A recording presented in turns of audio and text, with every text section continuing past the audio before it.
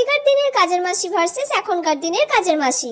আগেকার দিনের বৌদি, আমার সারা ঘর ঝাড় দেওয়া হয়ে গেছে, ওই ঘরটা দিয়ে দিয়েছি আর সব নতুন ঘরগুলোও ঝাড় দিয়ে দিয়েছি। ঠিক আছে, তুই রান্নাঘর থেকে খাবার নিয়ে নে। আচ্ছা ঠিক আছে, আমি রান্নাঘর থেকে খাবার নিয়ে নিচ্ছি। বৌদি, এ মাসে আর 100 টাকা একটু বেশি দেবে, কারণ ছেলে মেয়েগুলোর পুজোর জামা কিনতে হবে তো, একটু চাপ পড়েছে। বাবা, 100 টাকা? অত এখন দিতে পারবো না রে। আচ্ছা ঠিক আছে বৌদি, তাহলে তুমি আমাকে দিও এ মাসে, পরের মাসে মাইনে থেকে কেটে নিও।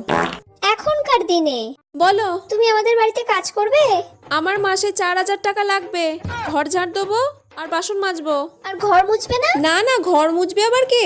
পুজোর সময় শাড়ি চাই আর প্রত্যেক দিন আমার খাবার লাগবে এবেলা ওবেলা। আর আমার যদি কোনো ব্যাংকের লোন আটকে যায় তখন একটু চেয়ে নেবো, তখন একটু দিয়ে দেবেন।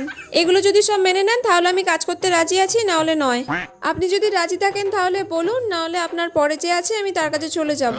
না না, ঠিক আছে, আমি রাজি। আচ্ছা ঠিক আছে বৌদি, তাহলে কাল থেকে আসবো আমি।